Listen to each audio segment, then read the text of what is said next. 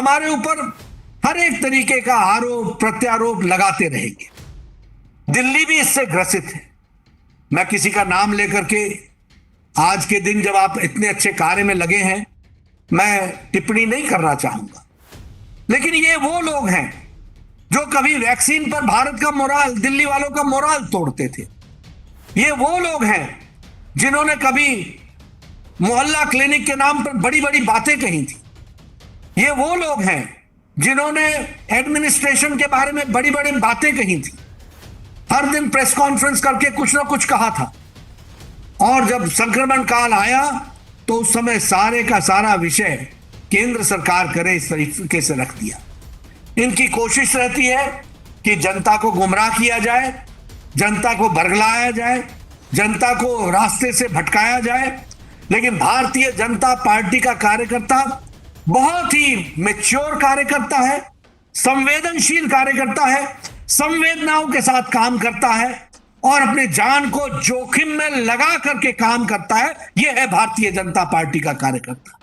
ऐसे कार्यकर्ताओं को मैं साधुवाद भी देता हूं और नमन भी करता हूं। आपसे मेरा यही निवेदन है कि आप सब लोग अपनी साधना से मत हटना।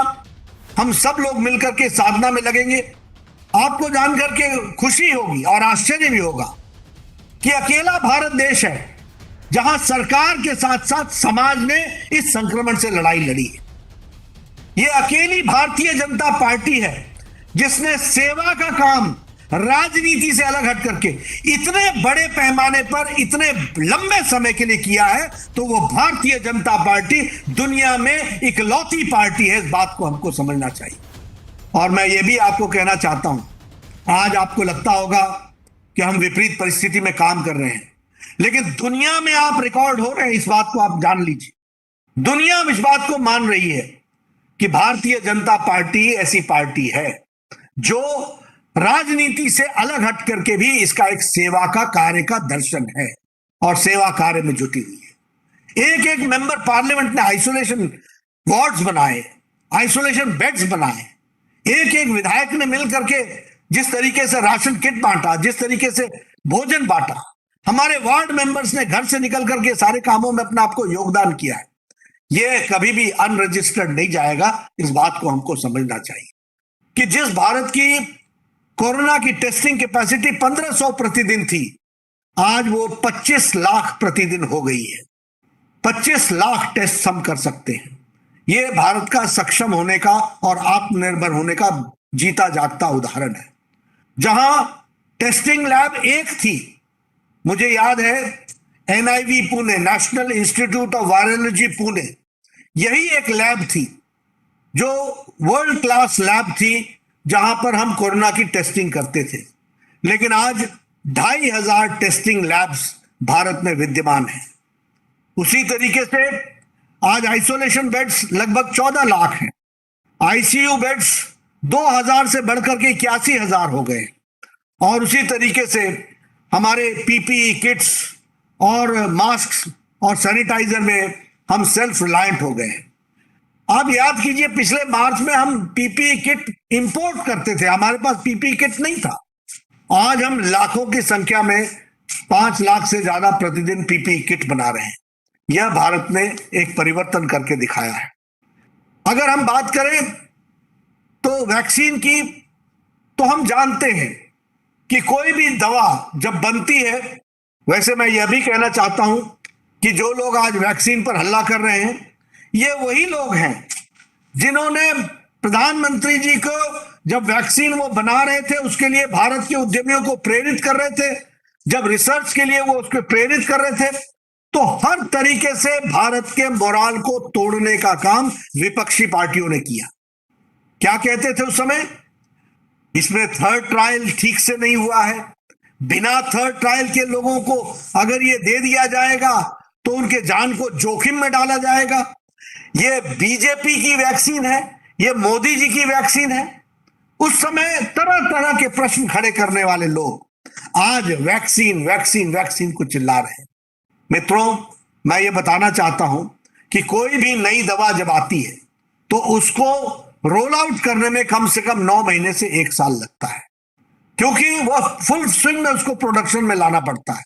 लेकिन आप सबको यह जान करके खुशी होगी कि जहां दो कंपनियों ने वैक्सीन जिनको इजाजत दी गई थी, और जनवरी महीने में 16 जनवरी को जब प्रधानमंत्री जी ने वैक्सीन की शुरुआत की थी, तो उस समय इन लोगों ने टीका टिप्पणी की थी। ये कहा था कि ये वैक्सीन कितनी कारगर होगी ये कहना मुश्किल है।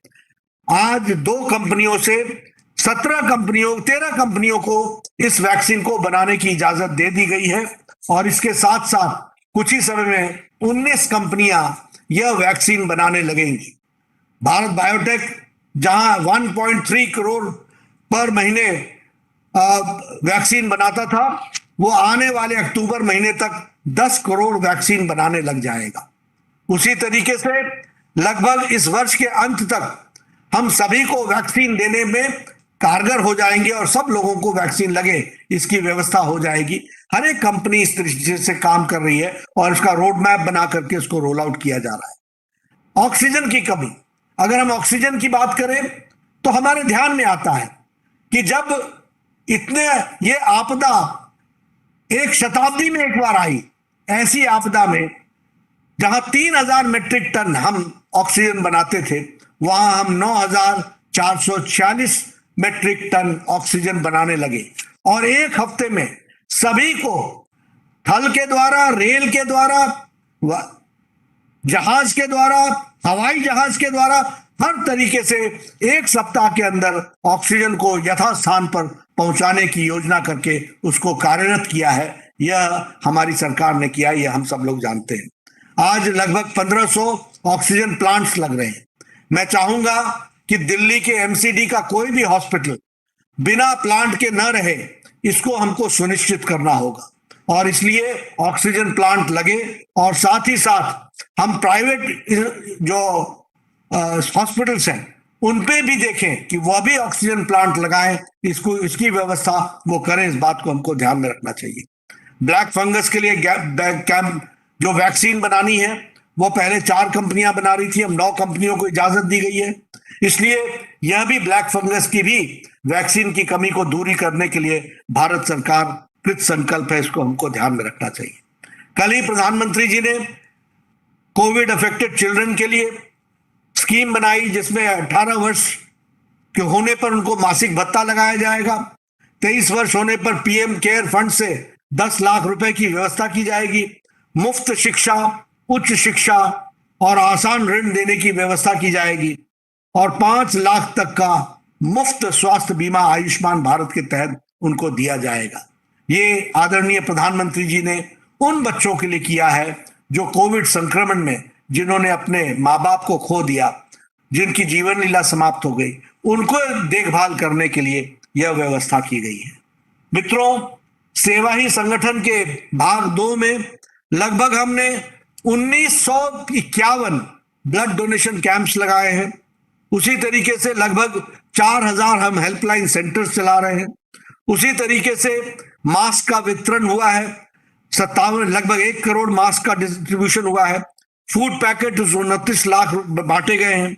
राशन किट 17 लाख बांटे गए हैं।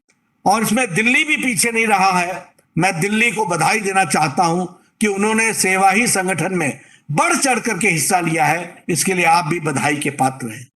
मुझे बताया गया है कि 3,85,000 आपने फेस मास्क बांटे हैं, लगभग 1,70,000 आपने फूड पैकेट्स बांटे हैं, आपने 3,68,000 लगभग राशन किट बांटे हैं, और आपने कार्यकर्ताओं के वैक्सीनेशन प्रोग्राम में लगभग 55,000 कार्यकर्ता इस काम में लगे हैं। इसके लिए आप सबको बहुत बहुत साधुवाद और बधाई। मैं यहां पर जहां शहादरा की यूनिट को बधाई देना चाहता हूं, हमारे हर्ष जी और रामकिशोर जी और गौतम गंभीर जी, सब लोगों ने मिलकर के पूर्वी दिल्ली में भी बहुत अच्छा काम किया है। और गौतम गंभीर ने व्यक्तिगत रूप में भी और सब लोगों के साथ मिलकर के भी इस काम को आगे बढ़ाने में अपना योगदान किया है। उसके लिए मैं उनको भी बधाई देता हूं, साधुवाद देता हूं। मित्रों, एक बात मैं आपसे यहां एक बात निवेदन करना चाहता हूं। राजनीति में और राजनीति के माध्यम से लोगों की सेवा करने में मुझे लंबा समय मिला है। मित्रों, कुछ लोग साधक होते हैं और कुछ लोग बाधक होते हैं। साधक का काम होता है साधना करना, और हमें मालूम है कि बाधा पहुंचाने वाले लोग हमेशा मिलेंगे। हमें कभी भी अपने रास्ते से डिगना नहीं है। वीडियो को लाइक शेयर करना ना भूलें, और हाँ, अभी तक आपने हमारा चैनल सब्सक्राइब नहीं किया तो सब्सक्राइब जरूर करें।